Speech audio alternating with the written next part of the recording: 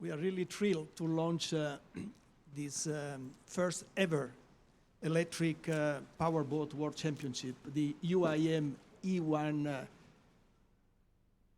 World Electric Powerboat Series, in conjunction with Extreme E. So we are privileged to have partners like Alejandro, Rodi, and I'm particularly enthusiastic to launch it here in the Principality of Monaco, at the Yacht Club of Monaco, at the presence of His Serene Highness Prince Albert, my friend Marco Casiraghi and Bernard Alessandri, who have always challenged me, but also inspired me to strive for the excellence in actual sustainability, factual sustainability, not just the conceptual one. So I'm really proud of this launch, and we all at the UIM are enthusiastically committed to do something better, to do something more towards a much more respected and protected marine environment. Well, allow me to say that the sport industry, and particularly motorsport, strives for continuous innovation. And this continuous innovation can certainly create thrilling competitions, exploit, as Marco Casiraghi was saying, state-of-the-art technology, often already existing technology, like in your boat. I was really fascinated by what you told me about your boat, doing more with less. And thus capture the imagination of fans. And in this case, where environmental protection plays a pivotal role, also stimulate all of us, you, me, Alejandro, Rodi, to be what? To be more responsible citizens. And as Alejandro said, we don't need to be narrow-minded and look just at the specificity of our sport. We need to look at the whole society. And that's what we are really targeting at this new UIM World Electric Powerboat Series. Will accelerate the technology roadmap towards what Alejandro and Rodi mentioned, which is the electrification of the marine industry. And we care about the waters, we care about the environment, and by coincidence, our motto is, yes, we care, as you can see here. Alejandro, if you behave, I will give you one. I promise I'll behave. Yes. Yes, we care, which means a lot. It doesn't mean that we can, but it means that we care, we pay attention, we do what we can in order to lead the true example. So just to go back to your point, I think we care about the waters, we care about the environment. And our contribution to the world, to the society, is to raise awareness of how we need to protect our seas, our oceans, and our lakes and rivers as well, our inland waterways. So the launch of this initiative, it means a lot for us. Why? Because we want to lead by example and to take concrete action to preserve healthy marine environment and to promote sustainable mobility, which is another magic word, sustainable mobility. Not just onshore, as Alejandro already did with his previous initiative. When we started to talk about this, I said, okay, now let's one moment think about the offshore as well. And actually allow me to say that our negotiations were fast and efficient because you were on a boat at the final stage of so you've been inspired by the marine environment and to further protect it. So we are proud partners with Alejandro, and I'm sure that after his successful experience with Formula E car racing, and in conjunction with my great friend Rodi Basso as well, alongside the Extreme E, we will accelerate sustainable mobility at global level. And allow me to conclude by saying something which for us is very important. We at the UIM are one of the oldest international sport federation with nearly 1 century of history, proudly based here in the Principality of Monaco. And I'm confident that this initiative will stimulate us to reinvent, to a large extent, powerboating, and to enter into a new era. Prince Albert, before leaving, he expressed to me and Alejandro a wish.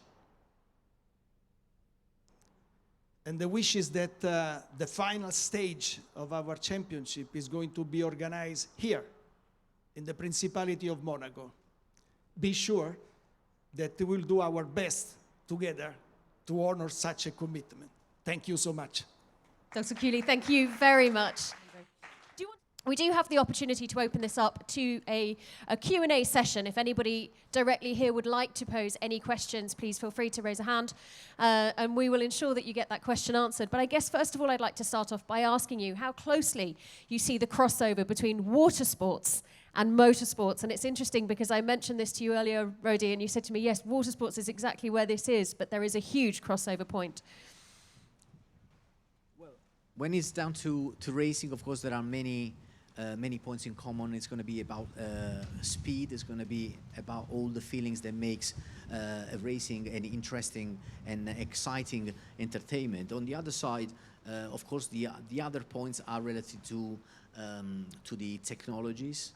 And the technology is not only for the electrification part, which is somehow very easy to transfer from different fields, but also for what will concern the entertainment. Let's remember ourselves that to make the UIM E1 series a spectacle and something that people will follow, we have to make sure that it's 100% entertainment, fun, fast, and immersive, and a new experience in the sport industry. So also on that side, there are a lot of lessons learned from my, let's say, data intelligence experience, which I think can be brought into the system. Many learnings to cross over, of course. I've got a question here. Excuse me using my telephone. It's just been sent over to me from Michael Verden at Rob Report, who's asking which engine brands, if any, are involved. We are just now sourcing the different suppliers that will provide the technology for the race birds. On season 1, everybody will use the same technology, so we will choose one powertrain, one battery that will be common for everyone. On season 2 onwards, we will start opening the roadmap, but this is something we have to decide together with the federation, which will be the technical regulations that will allow technology to evolve. We are thinking to open the battery technology, maybe the cells. Efficiency already is very, very high on Formula E and Extreme E on the powertrain, on the motors. We may take some of that, but definitely we will be doing a roadmap so this championship becomes a platform. But we're now in the process of choosing, and we are in very good hands with Rodi Basso, who is actually the father of the current Formula E battery, which is a huge improvement in technology of batteries, for him to help us choose that. Another question in from Michael as well. How did the boat come to its current shape, and how long will the batteries last at 60 knots? The batteries will last around 20 minutes at 60 knots. And like Rodi explained, this concept by Seabird, it's an evolution of the Seabird's, let's say, general boat for the general public. It's a race version of it. So, when we saw it, we thought this was, it had definitely, like Sophie said, the wow factor, which is what we need for people to see this and go like, wow, I want to see this race. And in terms of the race format in that case, are we looking at shorter format, or are we looking at changing boats as they were in the early days of Formula E, sorry? Well, they were also changing cars in Formula One. They were indeed. In the 50s, yeah, they were actually. Actually, here in Monaco, I think they changed one cars, and the guy who changed the car to his teammate, who was, I guess, not as quick as him, they told the teammate to get out. He got in the car and he won the race. I don't even remember that story, but yeah, they did. Anyway, no, we're not looking at changing boats. We're looking at short races. We're looking at many races over the racing weekend with qualifying sessions, semifinals, and finals with 4 boats 4 racebirds racing at the same time against each other. So that will be a concept, and I think the races will be around 15 minutes per race. So it's a similar race format to the one of Extreme E. And actually, some of the races will take place maybe in the fjord in Greenland where we're going to race, or in the Amazon River, etc. So very similar format to that. And in terms of the competition there, we're calling the actual competitors pilots, not drivers. But I believe in powerboats, they're drivers, aren't they? So why are we calling them pilots in this situation, please? Because they are piloting the boat, as simple as that. And allow me to integrate what Alejandro said before. The amazing opportunity that we have here is not just to look at a traditional competition, a race with the pilots. We are looking at a great cocktail of